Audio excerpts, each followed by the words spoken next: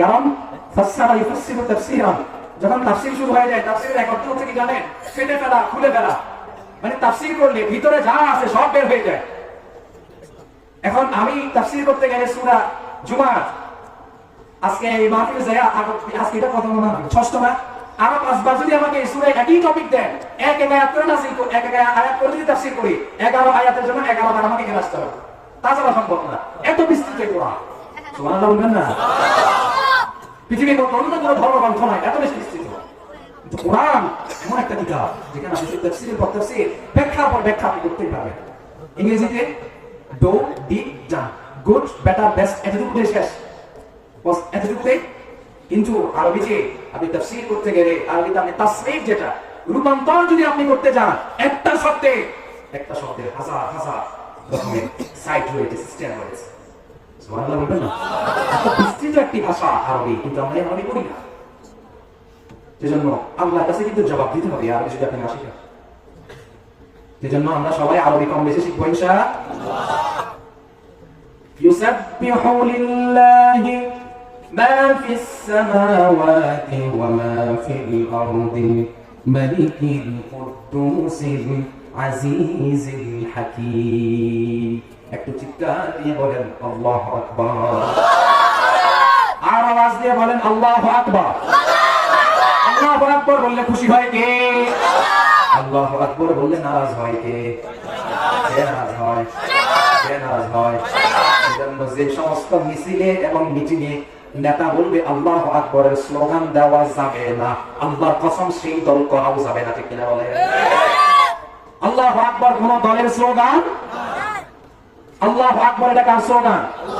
আল্লাহ তাআলা বলছেন ইয়া আইয়ুহাল মুদ্দাথির কুম ফাআনদির ওয়া রাব্বাকা ফাকাব্বির। রাসূলকে বলেছেন হে কম্বলাবৃত ব্যক্তি, কুম ফাআনদির, আপনি উঠে যান, আর উঠেই কেবল শুধুমাত্র আপনি আপনার রবের প্রশংসা করেন। যখনই দাঁড়াবেন তখন বলবেন আল্লাহ আল্লাহ। মিছিলে মিটিংয়ে যদি আল্লাহু আকবার বলে, আপনি যদি সেই মিছিলকে সেই মিটিংকে যদি বলেছেন অমুক দলের তমুক দলে, তাহলে আপনি ওসিয়ত করে দেন আপনার ছেলেকে, আপনি যখন মারা যাবেন আপনার জানাজায় যেন আল্লাহু আকবার বলে যেন জানাজার নামাজ না পড়ায়, ঠিক কিনা বলে? জানাজার নামাজ আল্লাহু আকবার লাগে না? ওসিয়ত করে যাবেন জানাজার নামাজ আপনাকে না পড়ায় শ্মশানে পড়াইতে। আর যদি আল্লাহু আকবার ভালো লাগে তাহলে মিটিংয়ে আল্লাহু আকবার বলতে হবে, ঠিক কিনা বলে? এই কথা স্পষ্ট।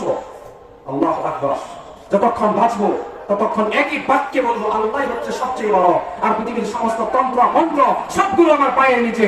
আল্লাহর মান সম্মান, রাসূলের মান সম্মান সবকিছু আমার আপনার উপরে, ঠিক কিনা বলেন? ইউসাব্বিহু লিল্লাহি মা ফিস সামাওয়াতি ওয়া মা ফিল আরদ। আল্লাহ তাআলা বলছেন আসমান জমিন তিনি যা কিছু সৃষ্টি করেছেন সব কিছুই কেবল আল্লাহ তাআলার তাসবিহ পাঠ করে। আসমান জমিন তাসবিহ পাঠ করে, গাছ তাসবিহ পাঠ করে, গাছ তাসবিহ পাঠ করে। এটার ব্যাখ্যা তো সহজে নিতে পারেন। রাসূল যে মিম্বারে বসে খুতবা দিতেন, উস্তুরে হান্নানা যেটাকে বলা হয়, খাজুর গাছের অর্ধেক আমাদের এখন কত চাকচিক্য, যদি টাইলস করা মিম্বার রয়েছে অথবা গাছের সুন্দর মিম্বার রয়েছে, রাসূল যে মিম্বারে দাঁড়িয়ে রাসূল খুতবা দিতেন সেটা ছিল খাজুর গাছের নিচের অংশটা, রাসূল কেটে বসতেন সেখানে খুতবা দিতেন। এক সাহাবী রাসূলকে মিম্বার বানিয়ে দিল, রাসূল সেটা সরাতে যাচ্ছে আর সেই গাছ সরাসরি রাসূলের সাথে কথা বলা শুরু করে দিয়েছে। আল্লাহু আকবার বলেন। এজন্য চাকচিক্যের থেকেও ইংলিশ ভালো জিনিসের দাম বেশি। চাকচিক্য দেখে পিছনে দৌড়ানো যাবে না, আগে দেখতে হবে সেখানে কি আছে, ঠিক কিনা বলেন? গাছ শুকরিয়া আদায় করে, লতা পাতা শুকরিয়া আদায় করে, আল্লাহ যা সৃষ্টি করেছেন সব একজন সত্তার শুকরিয়া আদায় করে আওয়াজ দিয়ে বলেন তিনি কে? আল্লাহ। আমরাও কার শুকরিয়া করি? আল্লাহ ছাড়া কারো শুকরিয়া করা যাবে? আপনি আমি যখনই বক্তব্য শুরু করবো তখন কার শুকরিয়া দিয়ে শুরু করতে হবে? আমাদের সানা এটা বক্তব্যের একটা সিস্টেম। বক্তব্য যখন শুরু করবেন আহমদ ওয়া সাল্লি আলা রাসূলিল কারীম দিয়ে শুরু করতে হবে। বক্তব্য যখন শুরু করবেন অমুক নেতা এরকম ছিল, তমুক নেতা এরকম ছিল, আমার নেতা সেই, তোমার নেতা কবরে কেমন আছে তুমিও জানো না। অতএব আল্লাহর প্রশংসা করো, আল্লাহর জমিনে আসো। আল্লাহ নিঃশ্বাস বন্ধ করে দিলে তোমার নেতা প্রশংসা করা বন্ধ হয়ে যাবে। ঠিক না বলেন? আল্লাহ প্রশংসা আগে করেন, তারপরে যা প্রশংসা করতে হয় করি। এজন্য বক্তব্য বলেন, যে কোনো কাজ বলেন, সব কিছুর শুরুতে একজনের প্রশংসা তিনি কে? যা আমাদেরকে শিক্ষা দিয়েছেন মুহাম্মদুর রাসূলুল্লাহ। আল্লাহ তাআলা বলছেন, আসমান জমিন যা কিছু তিনি সৃষ্টি করেছেন সব কিছুই কেবল আল্লাহ তাআলার গুণগান, আল্লাহ তাআলার প্রশংসা করার জন্যই ব্যস্ত রয়েছে।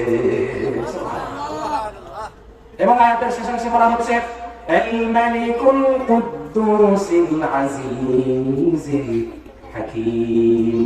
একটা শব্দ এখানে খেয়াল করেন, কোরআনের অনেক আয়াত আছে যেখানে আর রহিম আর রউফুর রহিম আছে। এখানে আল্লাহ তাআলা একটা নয়, দুইটা নয়, আল্লাহ তাআলা এক এক করে চারটা গুণবাচক নাম একসাথে ধারাবাহিকভাবে আল্লাহ তাআলা তুলে দিয়েছেন। সুবহানাল্লাহ।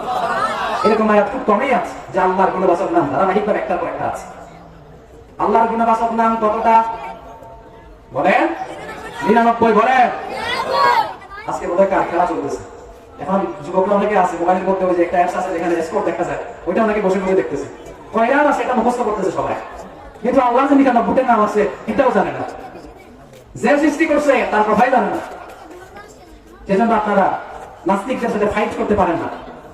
নাস্তিককে একটা প্রশ্ন তুলে দেয় আর আপনারা না আসলে কিন্তু প্রশ্ন ওটা বলে দেন আগে পরেরটা পরে।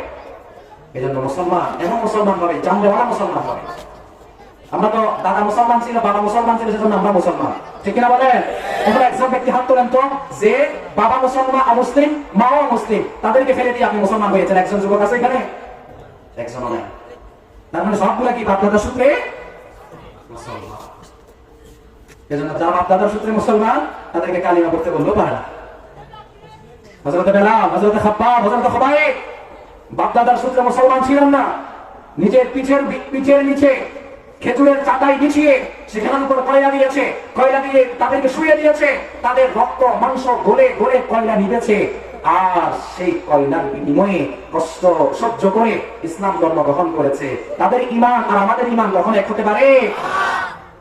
যে ঈমান প্রয়োজনে জ্বলে ওঠে না, যে ঈমান সত্যের কথা বলে না, যে ঈমান প্রয়োজনে জ্বলে ওঠে না, যে ঈমান সত্যের কথা বলে না, যে ঈমান ময়দানে নাই, যে ঈমান অন্তরে নাই, যে ঈমান বাস্তবে নাই, মুখে শুধু ফাঁকা বলি, কিভাবে তারে বল ঈমানে বলি, কিভাবে তারে বল ঈমানে বলি। ঈমান অন্তরও নাই, মুখেও নাই, ঈমান অন্তরও নাই, দিলেও নাই, কোথাও নাই, শুধু মুখে একটাই বলে আমি মুসলমান। ঠিক না বলে?